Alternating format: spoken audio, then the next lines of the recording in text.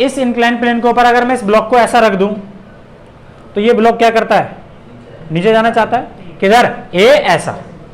एक तरीका तो ये हुआ। अभी हमने देखा ये हमारा इंक्लाइन प्लेन था, बैंकिंग रोड थी। अब इस रोड पर ये वाला व्हीकल कैसे जाना चाह रहा है, सामने। दो नहीं है बेटे समझ में, दो मोशन। भाई इंक्लाइन प्लेन है तो बॉडी कैसे चल सकती है, इस पर नीचे जा सकती है। अगर ये रोड ऐसा ही है, ऐसा ही है, पूरा इंक्लाइन, पूरा ऐसा बैंकिंग रोड है, तो ये व्हीकल कैसे जा सकता है, ऐसे जा सकता है। तो बॉडी के चलने के दो इंटेंशन हो सकते हैं, एक ऐसा ऐसा और एक ऐसा सामने। नहीं है बात समझ में? मैं थोड़ा सा आउट ऑफ द बॉक्स जा रहा हूं, नहीं है तुम्हारे सिलेबस में, ठीक है नहीं है, लेकिन तुम्हें समझना तो चाहिए कि इसका मतलब क्या है। ये बहुत कंफ्यूजन करते हैं।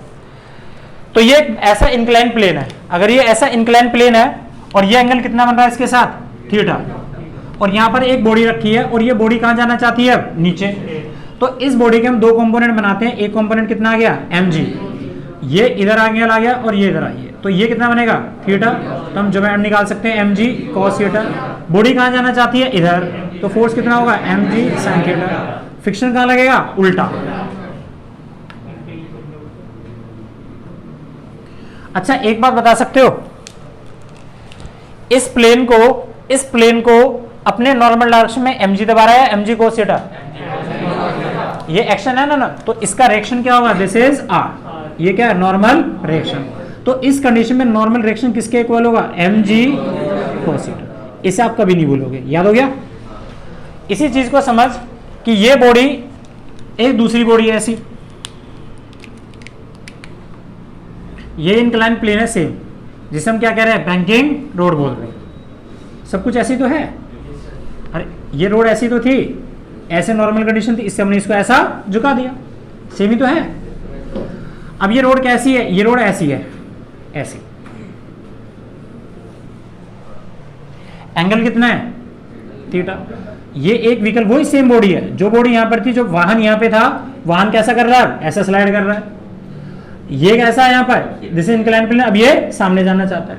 अब सुनो, अब आपको पता है कि ये वाली बॉडी इस प्लेन को, इसका वेट कैसे काम करेगा, नीचे, कितना होगा, mg, पक्का ना।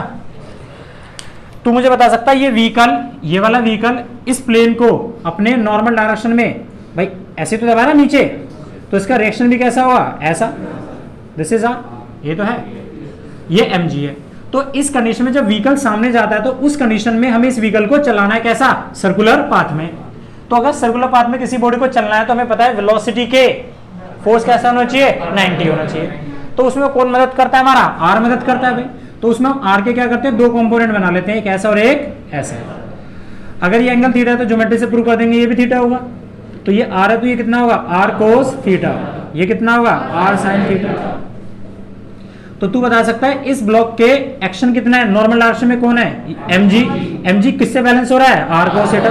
तो r cos थीटा किससे बैलेंस हुआ, mg। तो यहां पर r किससे बैलेंस था, mg cos थीटा, यहाँ r cos थीटा किससे बैलेंस है। तो तुम सोचो, कभी तो r न्यूमेरिकल्स में r is equal to mg cos theta लगा देते हैं, कभी r cos theta is equal to mg लगाते हैं। तो ये होता है, ये होता है, आंसर है डिपेंड ऑन कंडीशन। नहीं आया बेटे समझ में बाबू। अगर मुझे मेरा इंटेंशन मुझे बताएगा मुझे कहां चलना है। सुन, अगर मुझे ऐसा चलना होता तो मुझे फ्रिक्शन के अगेंस्ट तो चलना था। अरे तो फ्रिक्शन ये रहा तो मुझे एक फोर्स कहां चाहिए थी, यहां चाहिए थी। नहीं है बात समझ में। अब मुझे किसके अगेंस्ट चलना था यहां पर, तो आंसर है ये बॉडी के इंटेंशन के अगेंस्ट चलना था। तो मुझे वेलोसिटी अगर मेरी इधर थी तो मुझे फोर्स कैसा चाहिए था, ऐसा। तो हमारी जरूरत ये डिसाइड करती है कि हमें कभी तो r sin थीटा मिलता है, कभी mg sin थीटा मिलता है।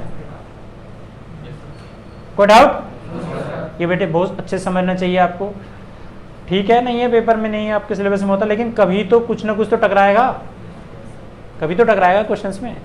क्लियर हुई बात?